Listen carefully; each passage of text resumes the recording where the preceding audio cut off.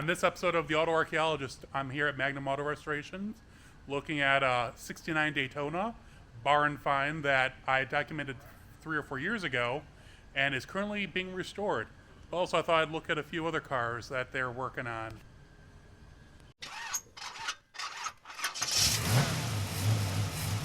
This is the 1969 Daytona that came out of the barn in Missouri, and it was driven.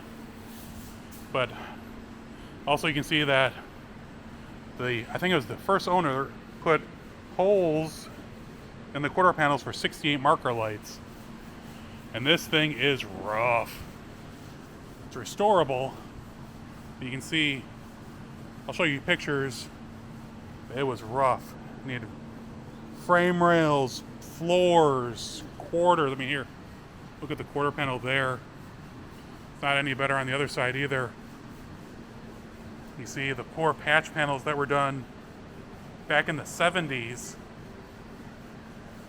Because I know I can trace it all the way back to the original owner. I don't know the original owner, but I've heard stories about him. You can see new rockers are in, firewall's been repaired, floors have been done. You can see here a little bit more damage on the rear floor plans. You can see some in the rear quarters or in the tubs. But these guys are knocking it out. This thing is going to be perfect. 69 Charger new tail panel. You can see the front frame rails have been replaced partially. Front core support's been fixed. And to show you where it was before this, you're not going to believe it. Show the other side real quick. Easier to go around this way. You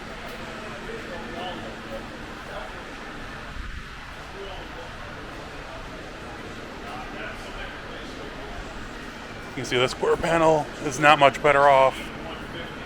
Thankfully, it's just being patched and repaired.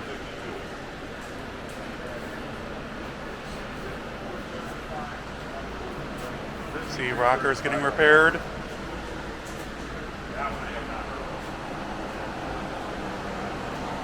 Front frame rails are all fixed. But when you see what it was and where I saw it after, because this was dipped just like the Hurricane Superbird. So, very cool. I'll show it when it gets a little bit further down the road also.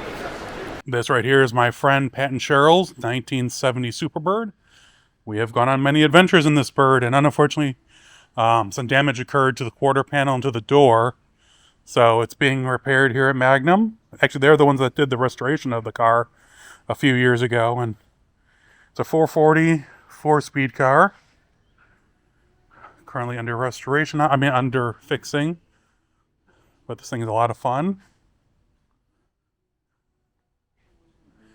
And then over here is a 1970 Dodge Challenger RT 440 car. I think it's an air-conditioned car. Beautiful car. Black car with a luggage rack, ironically enough. That is pretty. And then got a GTO over here. Dusty. Kragers. Coming together. I'll show you my friend's car real quick. See, this is the size of the emblems that they're supposed to be. But I'm going with the bigger ones on my 71, so it covers up the other holes.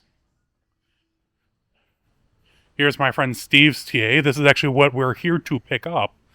We're actually going to drive this back to his house in Elgin. It's a real 1970 TA 346 pack, obviously automatic. Sold new at Mr. Norm's. Say hi, Steve. Hi. We actually drive this thing all over the place. And the guys here at Magnum touched it up after a little incident a year or so ago. And now we're going to go take it for another ride. Do we have gas? We gotta check that. I haven't turned the key on yet. So how many years have you had the car, Steve? Since I think about 35, 37. yeah, like so 37 years. That's cool. We've been on many. This is the car that changed my appreciation for Mopar handling. This car is tight. That doesn't have that famous Mopar, dead steering with its big dead spot in it. Because this does have the original TA power steering box with cooler.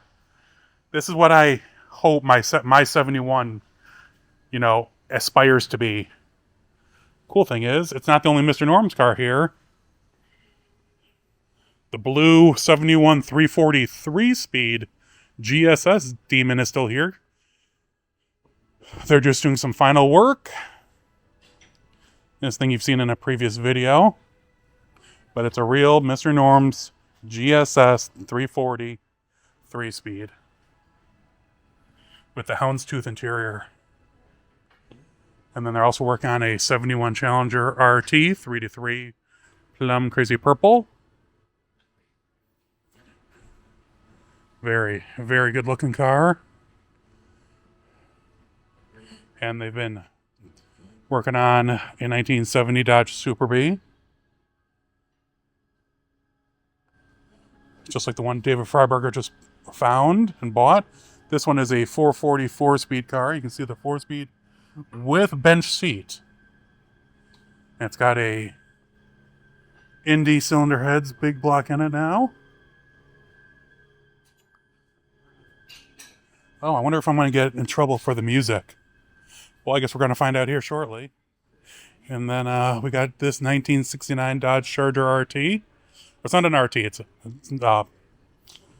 but it's got a big block in it, air conditioning. It's a nice cruising car. New wiring. So yeah, pretty cool. A little bit of history on this Daytona. If you haven't watched the first video from a few years ago, I'll put a link to it up here in the corner. This Daytona we're not sure where it was sold, but it ended up in North St. Louis area in a very bad neighborhood. Eventually, it was bought by my friends at Clay & Sons in Catawassa, Missouri. They fixed the car up, they got it running again. That entails it went to my friend Tom. That's where I came in, and it used to sit there for about a decade before we got involved, and Tom wanted to move the car, so he sold it back to Clay and Rosie's place, and then they cleaned it up again, got it running again from its sitting, where it eventually ended up with my friend Tony in New York. So he had the Daytona shipped out there, and it was running and driving. His father drove that car to car shows. And eventually he's like, you know what, the car needs to be restored. Shipped it to Magnum in LaSalle, Illinois. They went and had the car dipped, just like Tony had with the Hurricane Superbird that he also owns. And that's when they discovered how bad the car really was. And now the video shows what kind of condition the car is currently in and being restored back to OEM specs. Hey, automotive adventurers! I hope you enjoyed that video from Magnum Auto Restoration. How cool was it that a Daytona that I was able to document in a barn, 4 or 5 years ago, it went from Missouri to New York and is now in LaSalle, Illinois being restored.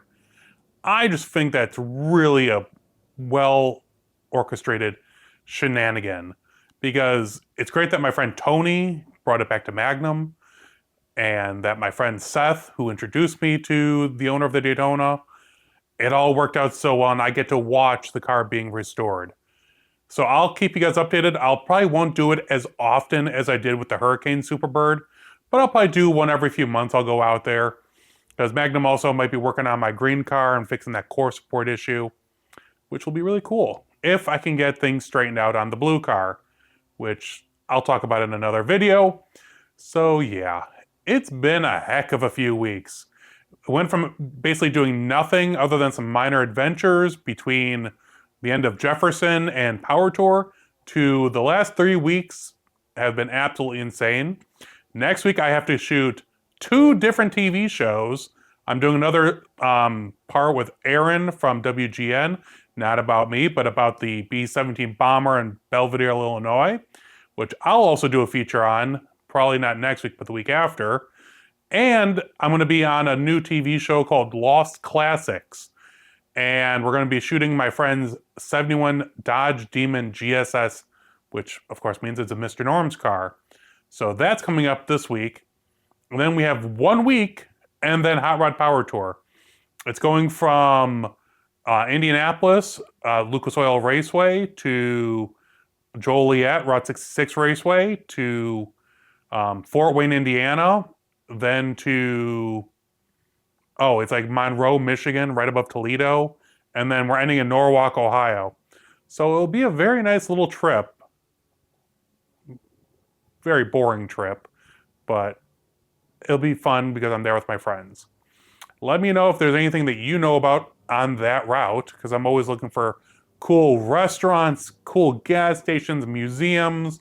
I think I found like all the car museums that are on it. Like, my group will hit up like the Auburn Cord Museum and the Natmas Museum, which is just north of Fort Wayne. We'll probably go see the Joliet prison while we're in town. And there's, of course, Route 66 stuff all up and down that corridor. We'll be going right past the Gemini Giant. So yeah, it'll be a really nice, close trip. I actually get to sleep in my own bed one of the nights because it's only like an hour away. So I'll meet everyone the next day. So yeah, I hope everyone is staying happy and healthy.